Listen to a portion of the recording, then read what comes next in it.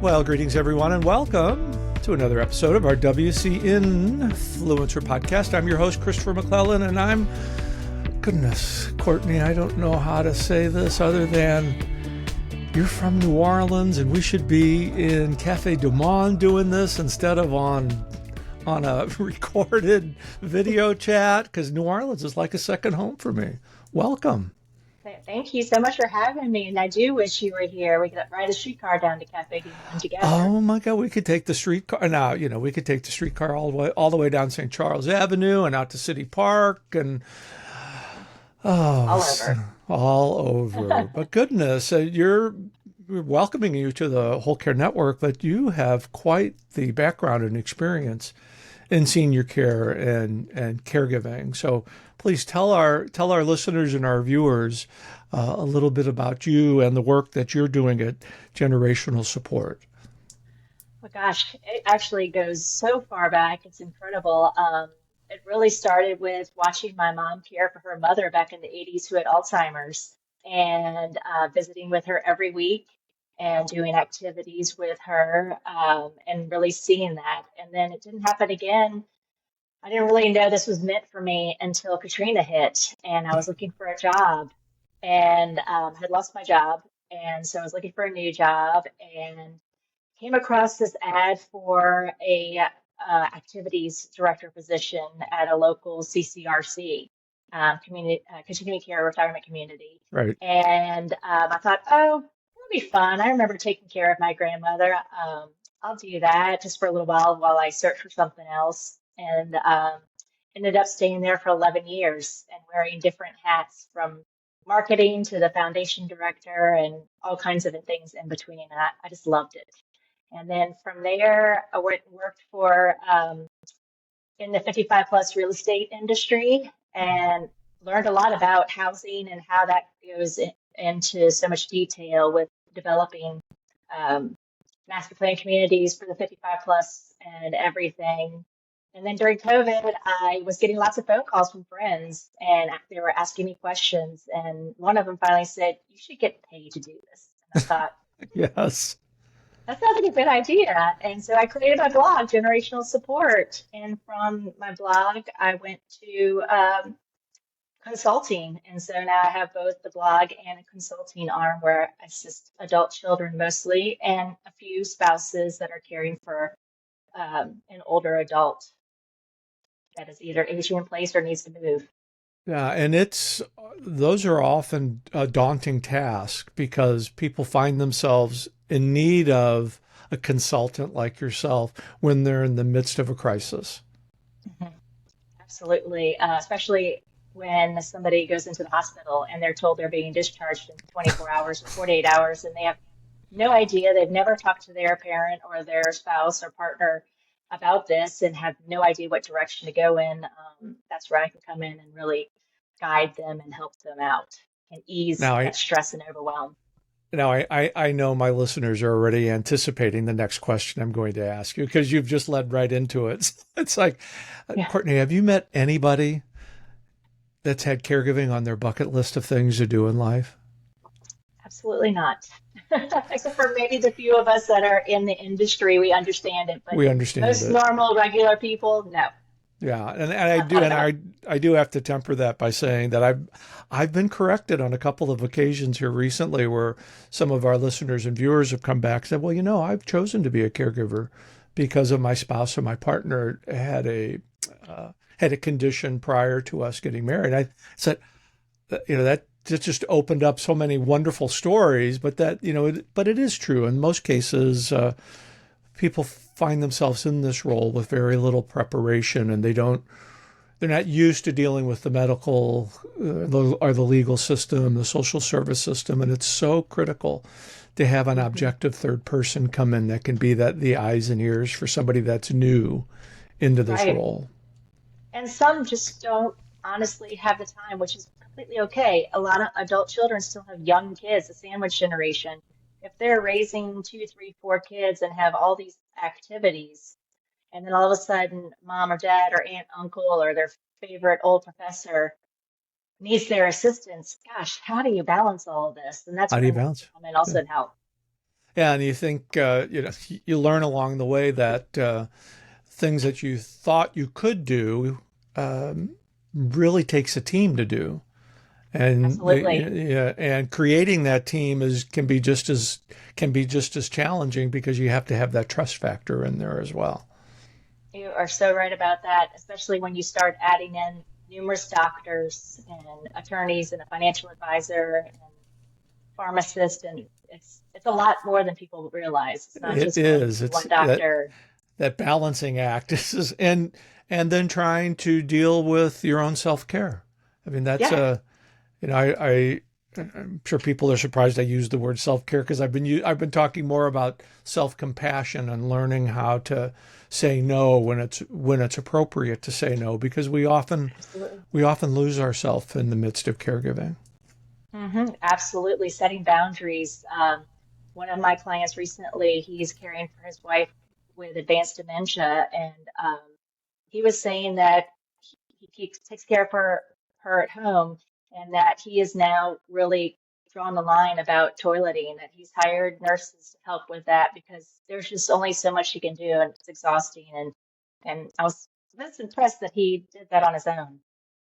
Oh goodness, did you bring up an area that I did not anticipate we were going to talk about, but you did it, and we're and that that is so appropriate for what he just said because toileting is one of those issues in caregiving that some people can do and some Hmm. people can't do. And I think the Right. important thing is to recognize where you fit in that Hmm. area. And this sounds like sounds like he was able to figure out that it's not something that he could do and Yes, find help absolutely. for it. Yeah, Right. yeah, He does the cooking and the cleaning, but the nurses help with the bathing and the toileting, and I think that's great. That's so he can go take a walk or he can just breathe for a minute, as you know. that all important self care. Um, you've also created a couple of digital workbooks that I had a chance to take a little bit of a peek at, but what really stood out to me, not only the toolbox, but you mentioned this a little bit earlier, is the hospital discharge handbook. It's kind of like turning over the keys to a new house when you get that discharge paperwork. It's like, what? I have to give a shot? I mean, what?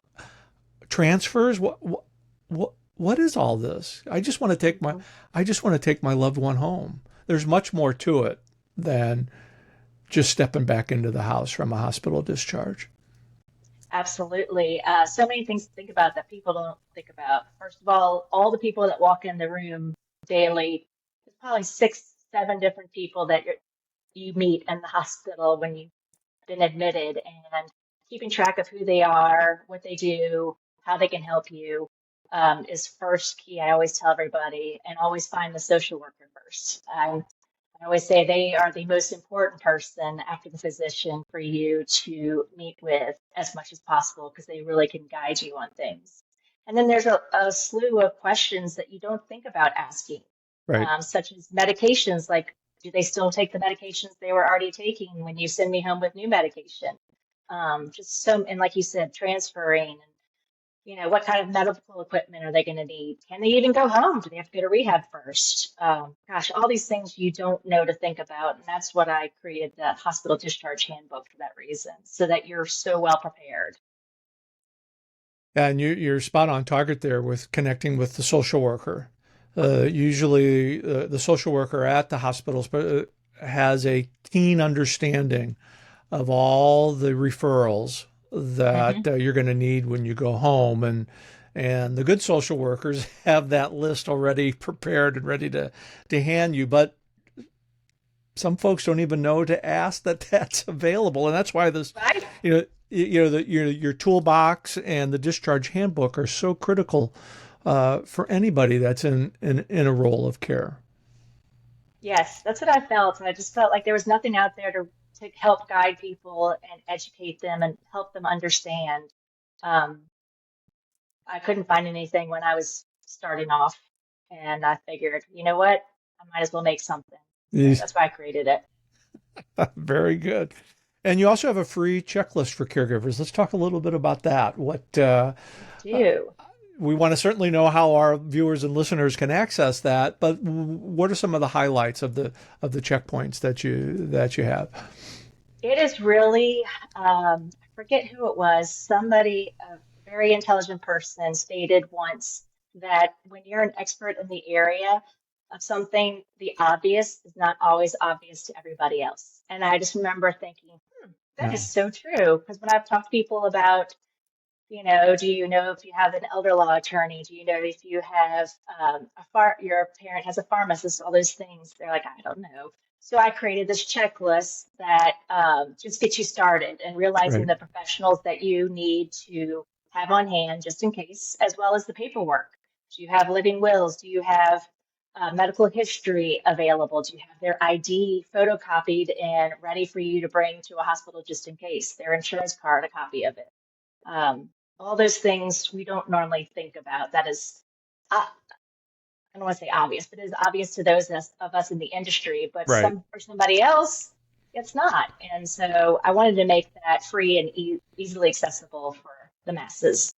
And it's so important, especially the elder care attorney. I've had numerous people say, "Well, I've got this attorney. He does case, he does litigation." And I said, "Wait a minute. It's there are numerous areas of law, and elder care Uh-huh. attorneys specialize in this. But again, I didn't know this until I No. was, and I think that's why."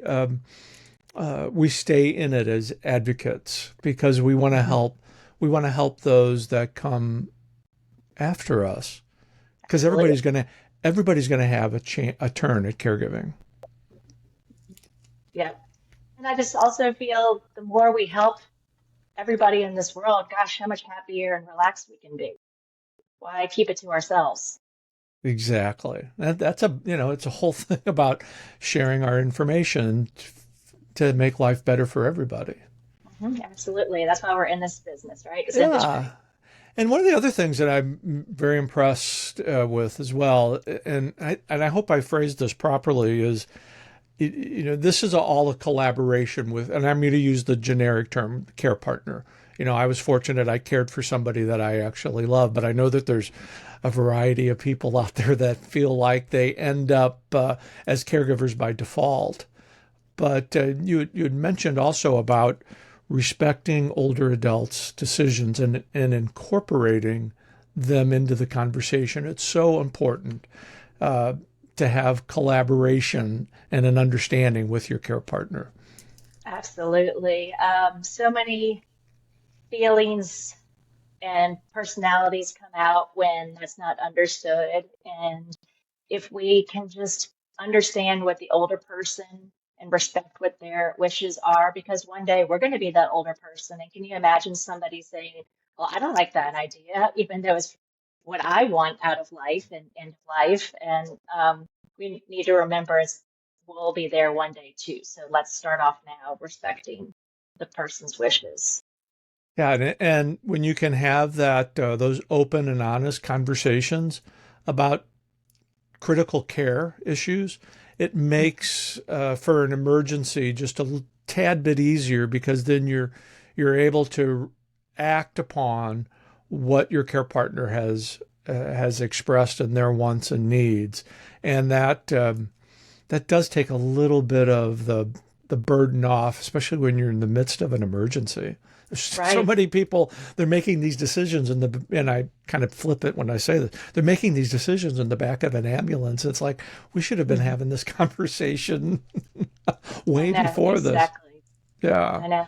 There's some stat somewhere, and I'm sorry I don't know the exact numbers, but it's around like 60% of adults rather talk to their children about sex than they would talk to their parents about end of life. It's I think you're spot on. I think you're very spot on. fascinating. So yeah, It is fascinating. And that's why we like to do these podcasts and have these open and honest conversations so that people can feel comfortable in approaching. Mhm. Because usually, once you get through the first one or two questions, then people usually recognize that these are conversations that we really need to have. Absolutely. Yeah. Yes. So it can't be all work, Courtney. And there's so many beautiful areas in and around New Orleans. What are some of your hobbies? What are some of the things that you like to do with your family? Well, we're big festival people, so we love spring. Yeah, We love going down to French Quarter Fest and Jazz Fest, and Jazz Fest. Jazz um, Fest is like well, off the charts. it's my absolute favorite time of the year.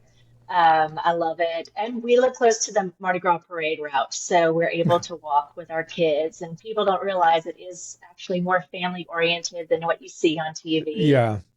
It's a lot of fun down the area where we live, where the parades begin. It's mostly families that are out there having a good time. Nobody's flashing. Nobody's doing It, terrible things. there It's is actually very so much different. rich history with Mardi Gras in New Orleans, and when you see it on the news, they're always showing something going on Bourbon Street, but there's much more to Mardi Gras than Bourbon Street. I mean, On I yeah. mean, it's even out in Metairie and Kenner now. Oh, exactly. Across the river, across the lake. Yeah. You name it. It's all around us. Absolutely. Yeah, we're more than the 8 blocks of Bourbon Street. We're much bigger than that. Oh goodness! But then there is the French Quarter as Oh, well, and it's I love walking around Jackson Square and hmm Cafe Du me too. Monde. Well, now at my age, I like it more than the daytime than in the Absolutely. night. Yeah, Especially Sunday mornings. People don't realize how just serene it is walking up there. If you're a Catholic, to go to Mass at St. go to Louis or just walk St. Louis around Cathedral. Yeah, and just walk around and hear the musicians that are out there, see the young men that are performing. Um, but it's usually quiet, less traffic. It's nice. We'll take our kids down there in the morning. yeah. And then when all the artists are setting up doing the Hmm. Walk around, see it's the art. Yep, yeah New Orleans. I think uh, everybody has a home in New Orleans. absolutely. We take everybody Yeah, so for goodness. sure. So anything new coming up for you as you venture into So yes, I have a book that's being published that I co-authored with several other people in our industry, and it's called Difficult Aging in Place Conversations. And it's based on what we were just talking about, how to start those conversations, or once you're in those conversations, how do you guide them to the decision making? And that's going to be coming out at the end of October. Very excited. You'll see very that exciting. on Amazon. So yes, and my two chapters, I talked about receiving and accepting the dementia diagnosis and how to go from there. And then I also talked about how to get mom to use her walker. We all know the dreaded walker when it is prescribed. It sits in the corner sometimes or is It used as a laundry it basket. does gather dust from time to time, does it Yes, at the yes, beginning? Yeah. yes, yep. And so I wrote about how to convince Yeah. the I person don't who's receiving the walker. I don't need one of those. I walk just fine. Absolutely right, exactly. Until you fall and you're in the hospital and could have been Right. avoided. Yeah. And Yep. having the ability to have those conversations, the word politely comes to mind, but sometimes you have to, I don't know, you gotta lay the law down sometimes. But it's that delicate balance to know when it's appropriate to do that. Right, absolutely. Because in the end, they are usually older than you, and you got to respect their opinions and what they've been through and seen. And yet, the balance can be Oh, tricky. you hit the key word. They're respecting their opinions. Yeah. It's so important to include your care partner into all the discussions. And even though I like to say the caregiver is the CEO, the chief everything officer, we still need to include our care partners in the decision Mhm. because our role really is that of an advocate. Yes, absolutely. And really, in the end, it ends up, if you want to go with your analogy, which is wonderful, I would say just two vice presidents. Yeah, Um, I like One I does like all the that. paperwork and one does When the ideas and thoughts. I I think we have a chapter for a book right there on that one. So, There we go. yeah. So Courtney, I could talk to you for all afternoon. We can even get Yeah, into more about New Orleans and some of the parades. But let all of our listeners and our viewers know how they can be in touch with you and access your books. And your next book's coming out in October, if I.